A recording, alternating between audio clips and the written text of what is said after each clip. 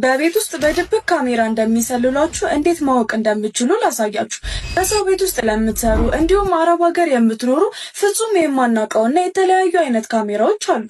ለምሳሌ እኛ ቻርጀር ነው ወይንም ሌላ ነገር ነው ብለን የምናስበው እቃ ፍጹም በማያስታውቅ እቃና ፍጹም በማያስታውቅ ሁኔታ እንደ ካሜራ ተጠቅመው ሊሰልሉን ይችላሉ ማለት ነው። ነገር ግን ይህንን አፕ በመጠቀም ካሜራ ያለበትን ቦታ መንጥሮ ያወጣላችኋል ማለት ነው።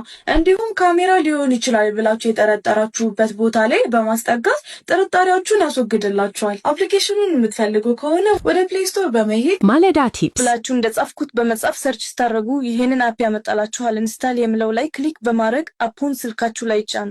ከዛ ኢንስታል ካረጋችሁ በኋላ ኦፕን የሚለው ላይ ክሊክ በማድረግ ወደ አፑ ትገቡና ወደ ሰርች ባሩ በመሄድ ካሜራ ብላችሁ እንደጻፍኩት በመጻፍ ሰርች አርጉ። ከዛ ቀስቱ የሚያሳያችሁ ቦታ ላይ ክሊክ አርጋችሁ ወደ ታች ስክሮል በማድረግ መጨረሻ ላይ ኢንስታል የሚለው ላይ ክሊክ በማድረግ አፑን ስልካችሁ ላይ ጫኑ። ከጫናችሁ በኋላ በመቀጠል እዚህ ጋር ዲቴክት የሚል አለ። ይህንን ክሊክ እናደርጋለን። ከዛ እንደዚህ ካሜራ ያለበትን ቦታ በቅርብ ከሆነ ቁጥሩ ይጨምርና ይጮሃል፣ ቀይ ያበራል። ወይንም ካሜራው ሊሆን ይችላል ብላችሁ የጠረጠራችሁበት ነገር ካለ አፑን ከፍታችሁ በዚህ መልኩ መጠቀም ትችላላችሁ ማለት ነው።